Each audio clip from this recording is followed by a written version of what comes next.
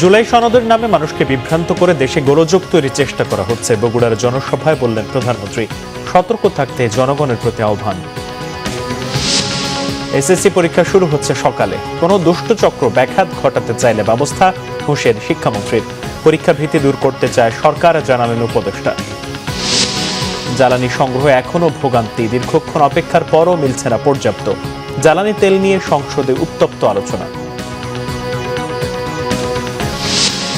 আমের উপসর্গে 24 ঘন্টায় আরো 3 শিশুর মৃত্যু। দেশব্যাপী টিকাদান কার্যক্রম শুরু, প্রতিটি শিশুকে টিকার আওতায় আনার আশ্বাস স্বাস্থ্যমন্ত্রী। দেখছিলেন ক্রাউন সিমেন্ট সংবাদ শিরোনাম। জুলাই সনদের নামে মানুষকে বিভ্রান্ত করে দেশে গোলযোগ তৈরির চেষ্টা করা হচ্ছে বলে অভিযোগ করেছেন প্রধানমন্ত্রী তারেক রহমান। বলেন, ষড়যন্ত্রের মাধ্যমে ক্ষমতা কুক্ষিগত করতে বিভ্রান্তি ছড়ানো হচ্ছে। দেশবাসীকে এ বিষয়ে সতর্ক থাকার আহ্বান জানিয়ে তিনি বলেন, সংসদের সামনে যেই জুলাই সনদে বিএনপি স্বাক্ষর করেছে তা অক্ষরে অক্ষরে বাস্তবায়ন করা হবে। বগুড়া থেকে আরো জানাচ্ছেন জাহাঙ্গীর আকন্দ। ক্যামেরায় ছিলেন জাহাঙ্গীর আলম, সাথে ছিলেন সহকর্মী মতিউর রহমান। প্রধানমন্ত্রী হিসেবে ঘরের ছেলেকে বরণ করে নিতে প্রস্তুত ছিল বগুড়া।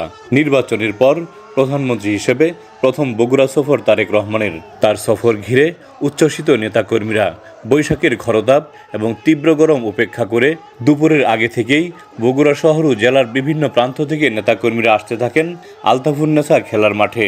জনসভা শুরুর অনেক আগেই বগুড়ার ঐতিহাসিক আলতাফুন্নেসা খেলার মাঠ পরিণত হয় জনসমুদ্রে।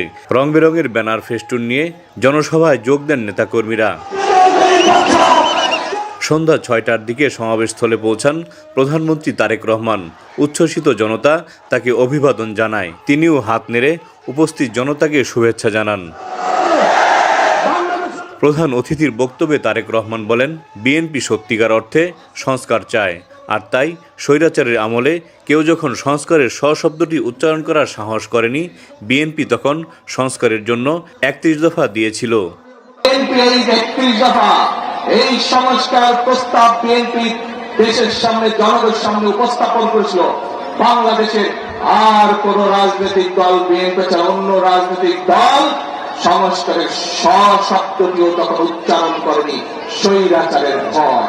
বাংলাদেশ জাতীয়তাবাদী দল স্বৈরাচারের রক্তচক্ষুকে উপেক্ষা করে 31 দফা সংস্কার দিয়েছিল। কারণ আমরা দেখেছিলাম স্বৈরাচার বিগত 16 বছরে কিভাবে পরতে পরতে দেশকে ধ্বংসের দ্বার প্রান্তে নিয়ে গেছে।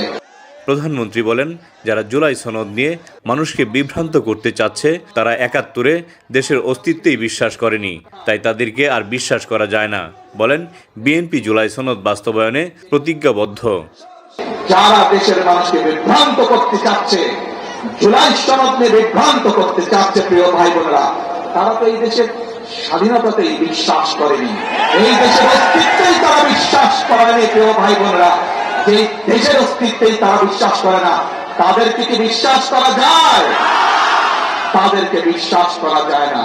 যেহেতু তাদেরকে বিশ্বাস করা যায় না, প্রিয় ভাই বোনেরা, বাংলাদেশের মানুষ বিগত 12 তারিখের নির্বাচনে ম্যান্ডেট দিয়েছে বিএনপিকে আগামী 5 বছর রাষ্ট্র পরিচালনা করার জন্য। এই ষড়যন্ত্রকারীদের বিরুদ্ধে আপনাদেরকে সজাগ এবং সতর্ক থাকতে হবে, কারণ তাদের অতীত ইতিহাস বলে দেয় যে কতবার দেশ স্বাধীনের পরে, দেশ স্বাধীনের আগে শুরু থেকে তারা কতবার চেষ্টা করেছে দেশের মানুষকে বিভ্রান্ত করতে।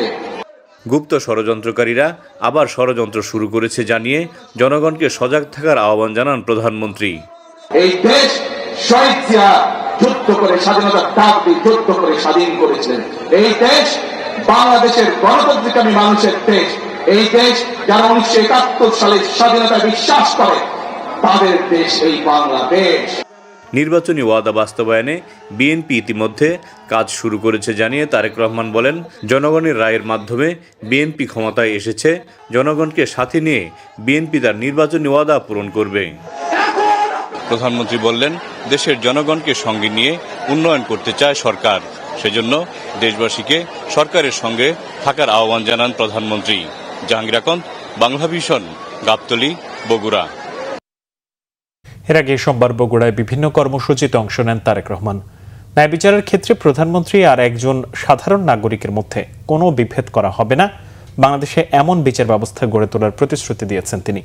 প্রায় 2 দশক পর পিতৃভিটায় যান তারেক রহমান। অংশ নেন ফ্যামিলি কার্ড ও খাল খনন কর্মসূচিতে। সোমবার সকাল 6:10 ঢাকার গুলশানের বাসা থেকে সড়ক পথে নিজ জেলা বগুড়ার উদ্দেশ্যে যাত্রা শুরু করেন প্রধানমন্ত্রী তারেক রহমান। সফর সঙ্গী প্রধানমন্ত্রীর সহধর্মিণী ডাক্তার জুবাইদা রহমান এবং প্রধানমন্ত্রী কার্যালয়ের কর্মকর্তারা। বেলা 11টার কিছু আগে বগুড়ায় পৌঁছান তারেক রহমান। সেখান থেকে যান বগুড়া জেলা ও দায়রা জজ আদালতে। 11:15টার দিকে বগুড়া জেলা আইনজীবী সমিতির বহুতল ভবনের নামফলক উন্মোচন করেন। আশা করি ইনশাল্লাহ দ্রুত এই কাজগুলো সম্পন্ন হবে। এরপর বগুড়া সহ 7 জেলার ই-বেইল বন্ড সিস্টেমের উদ্বোধন করেন প্রধানমন্ত্রী। বলেন, বাংলাদেশে ন্যায়ভিত্তিক, আধুনিক এবং কার্যকর বিচার ব্যবস্থা গড়ে তুলবে বিএনপি। আমরা এমন এক বাংলাদেশ গড়তে চাই যেই বিচার ব্যবস্থায় প্রধানমন্ত্রী কিংবা মন্ত্রী, পুলিশ কর্মকর্তা কিংবা কর্মকর্তা এবং একজন সাধারণ নাগরিকের মধ্যে কোনো তফাৎ থাকবে না। যেই বিচার ব্যবস্থা থাকবে সম্পূর্ণ স্বাধীন এবং ন্যায় বিচার প্রতিষ্ঠার অন্নবদ্ধ পাদপীঠ। পরে বগুড়া সিটি কর্পোরেশনের ফলক উন্মোচন করেন প্রধানমন্ত্রী তারেক রহমান। দুপুর 1টার দিকে জিয়াউর রহমান গ্রাম হাসপাতাল পরিদর্শন ও হামরুবেলা টিকাদান কর্মসূচির উদ্বোধন করেন প্রধানমন্ত্রী।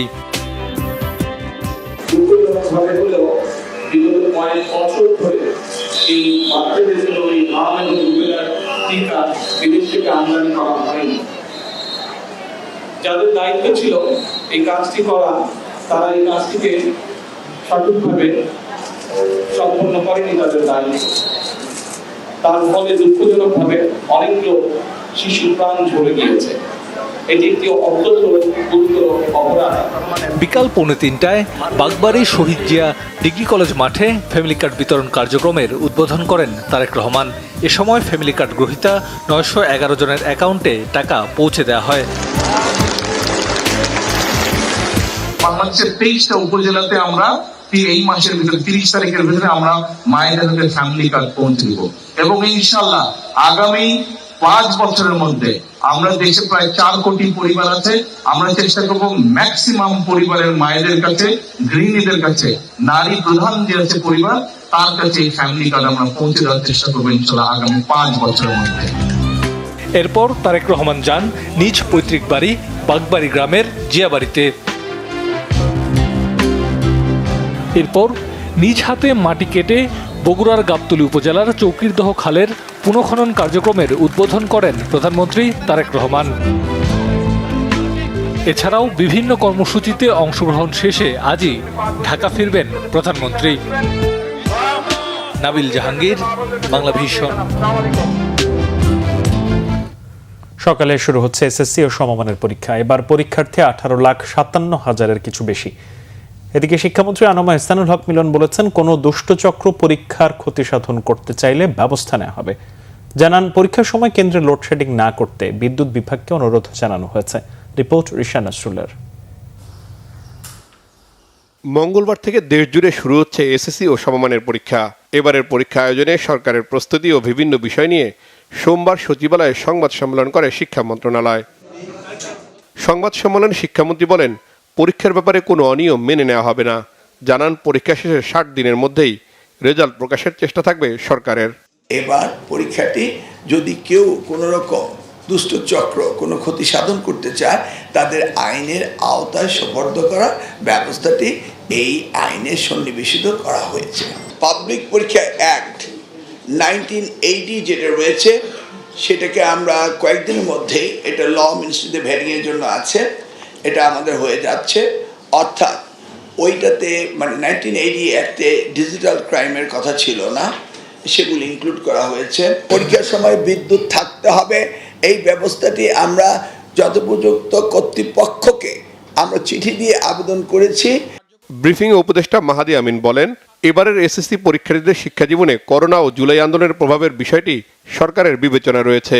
তাই পরীক্ষা কেন্দ্রগুলো শিক্ষার্থী বান্ধব রাখার বিষয়টি নিশ্চিত করার নির্দেশনা রয়েছে।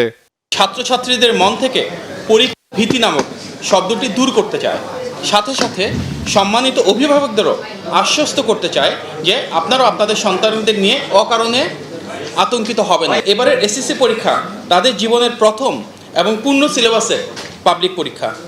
সে কারণে পরীক্ষার হল যেন পরীক্ষার্থী বান্ধব হয়ে ওঠে সেটি নিশ্চিত করতে সংশ্লিষ্ট সকলকে প্রয়োজনীয় নির্দেশনা দেওয়া হয়েছে। জুলাই গণ অভ্যুত্থানে এই কোমলমতি ছাত্রছাত্রীরা কিভাবে রাজপথে প্রতিবাদ মুখর থেকে দেয়ালে গ্রাফিতি এঁকে নিজেদের সম্পৃক্ত করেছে, তাদের এই সৃজনশীলতা পরীক্ষায় প্রতিফলিত হবে ইনশাল্লাহ। তাদের একটি স্বনির্ভর এবং সুন্দর ভবিষ্যৎই আমাদের সবার কামনা। সময়োপযোগী শিক্ষা ব্যবস্থা চালুর পাশাপাশি সঠিক মূল্যায়ন থেকে পরীক্ষার্থীরা যেন বঞ্চিত না হয় সে ব্যাপারে অগ্রাধিকার সরকারের। সবাইকে অনেক ধন্যবাদ। রিশাদ নাসরুল্লাহ, বাংলা ভিশন, ঢাকা। দাম বাড়ানোর দ্বিতীয় দিনেও কমছে না জ্বালানি তেল সংগ্রহে গ্রাহকদের ভোগান্তি। রাজধানীর পেট্রোল পাম্পগুলোতে তেল নিতে আসা যানবাহনের দীর্ঘ লাইন কমছেই না। রাজধানীর পরিবাগে মেঘনা পেট্রোল পাম্পে তেল নিতে গ্রাহকদের অপেক্ষা করতে হচ্ছে ৫ থেকে ৬ ঘন্টা।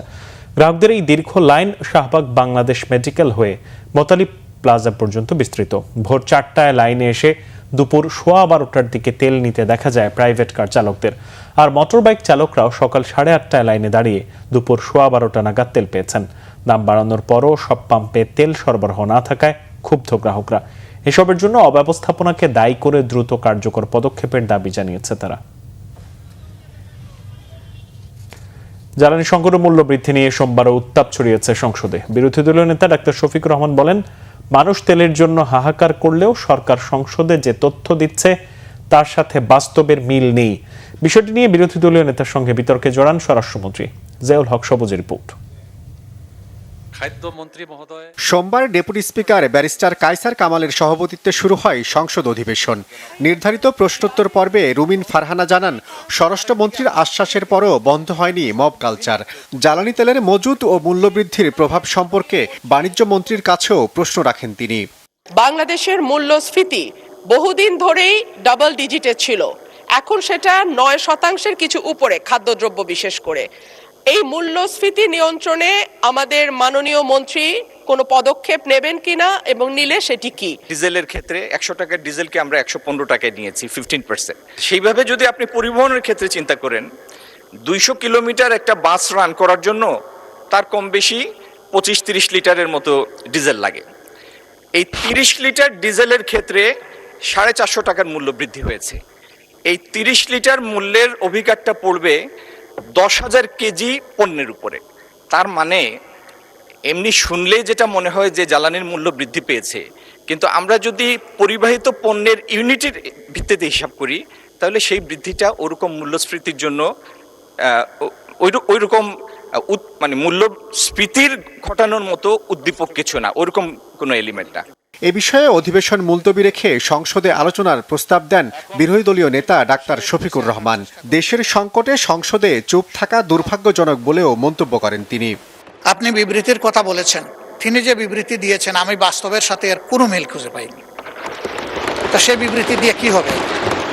এই বিবৃতিতে কি সমস্যার সমাধান হবে? একদিকে বলা হচ্ছে তেলের কোনো সংকট নাই, আরেকদিকে বাস্তবে কি ঘটতেছে সেটা তো সম্পূর্ণ ভিন্ন।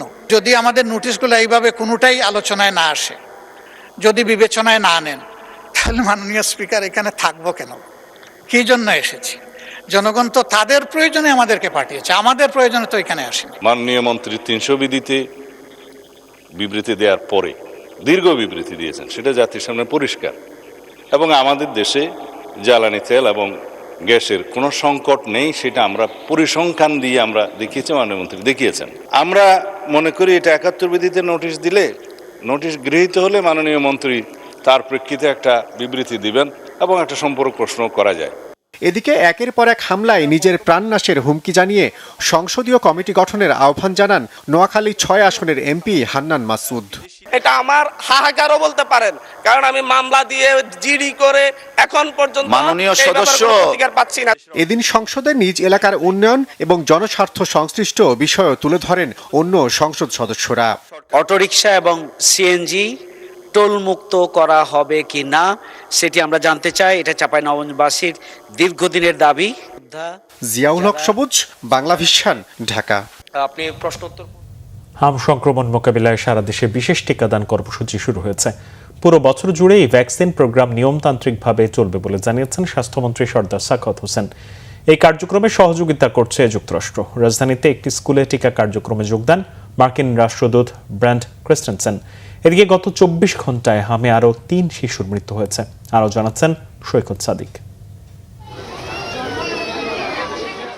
দেশে ভাইরাসজনিত হাম রোগের সংক্রমণ বেড়ে যাওয়ায় গত 5 এপ্রিল 18 জেলার 20 উপজেলায় বিশেষ হাম রুবেলার টিকাদান কর্মসূচি শুরু হয়। এরপর ঢাকার 2 সিটি কর্পোরেশন এবং বরিশাল ও ময়মনসিংহ বিভাগে এই টিকা কার্যক্রম চলে। সোমবার থেকে সারা দেশে শুরু হয়েছে হাম রুবেলার বিশেষ টিকাদান কার্যক্রম। রাজধানীর শাহজাদপুর একটি বেসরকারি স্কুলে স্বাস্থ্যমন্ত্রী সর্দার সাখাওয়াত হোসেন এই বিশেষ ক্যাম্পেইনের উদ্বোধন করেন। সকলের সম্মিলিত প্রচেষ্টায় এই কার্যক্রম এগিয়ে নেয়ার প্রত্যয় ব্যক্ত করেন। We can proceed further, we can meet the crisis and we want cooperation. I on behalf of the government again thank you very much. আমরা যখন এই প্রোগ্রামটা স্টার্ট করি, before we start this program, there was a problem with our porters, those who carries the vaccine and the field workers, those who you have mentioned. Alhamdulillah, we have been successfully handled them. বাংলাদেশে হাম মোকাবেলায় সহযোগিতার আশ্বাস দেন মার্কিন রাষ্ট্রদূত। It's a pleasure to be here with you all today at this vaccination site and for this engagement, another sign of the close partnership between the United States and Bangladesh. 6 মাস থেকে 5 বছরের কম বয়সী শিশুদের জন্য এই কার্যক্রম শুরু হয়েছে। একটু দেরিতে হলেও শিশুরা টিকা পাওয়ায় খুশি অভিভাবকরা। এটা তো অনেক মারাত্মক একটা বিষয়, বাচ্চা নিয়ে একটা ইয়ে হবে। সব বাবা মাই চায় যে বাচ্চা সুস্থ থাকুক। আমার মেয়েকে যদি না পাইতাম, যদি হইতো হাম, তাহলে তো আমার খারাপ লাগতেই। টিকা দেওয়ার আগে পর্যন্ত কেন্দ্রে থাকতে হয়, সেই কারণে 4টা পর্যন্ত থাকবে।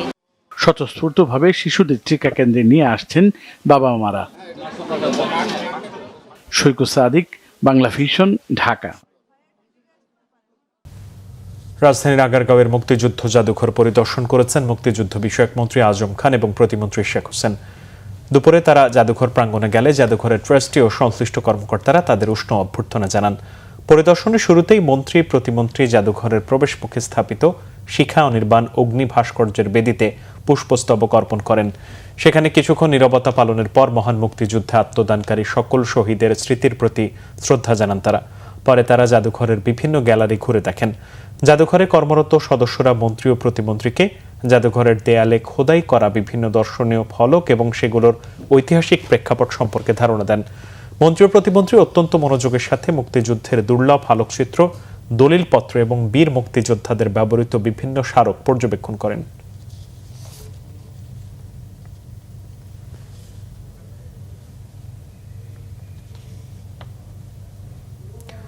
জাতীয় সংসদের সদস্য বিশিষ্ট শিল্পপতি মোহাম্মদ আবুল কালামের সংবর্ধনা অনুষ্ঠিত হয়েছে বন্ধু 85 ঢাকা বিশ্ববিদ্যালয়ে। সোমবার সন্ধ্যায় রাজধানীর বনানী ক্লাবে এই সংবর্ধনার আয়োজন করে। সংগঠনের সভাপতি মোহাম্মদ শহীদুল ইসলামের সভাপতিত্বে অনুষ্ঠানে সতীর্থরা বক্তব্য রাখেন। স্বাগত বক্তব্য রাখেন সংগঠনের মহাসচিব মোহাম্মদ আমানুল্লাহ সরকার। সংসদ সদস্য আবুল কালাম তার বক্তব্যে দল, মত, ধর্ম, বর্ণ নির্বিশেষে সবাইকে দেশের স্বার্থে ঐক্যবদ্ধভাবে কাজ করার আহ্বান জানান। 1985 সালে ঢাকা বিশ্ববিদ্যালয় থেকে তৎকালীন 37টি বিভাগ থেকে মাস্টার্স ডিগ্রি অর্জনকারী শিক্ষার্থীদের নিয়ে এই সংগঠনটি প্রতিষ্ঠিত হয়। আবুল কালাম এমপি এই সংগঠনের অন্যতম প্রতিষ্ঠাতা। তাকে নিয়ে বন্ধুরা স্মৃতিচারণ এবং নানা আনন্দ আড্ডায় মেতে ওঠেন। স্মৃতিচারণ শেষে পেশাদার কণ্ঠশিল্পী এবং শিল্পীদের সাথে সতীর্থদের গান বাজনায় অংশগ্রহণে আনন্দঘন পরিবেশ তৈরি হয়।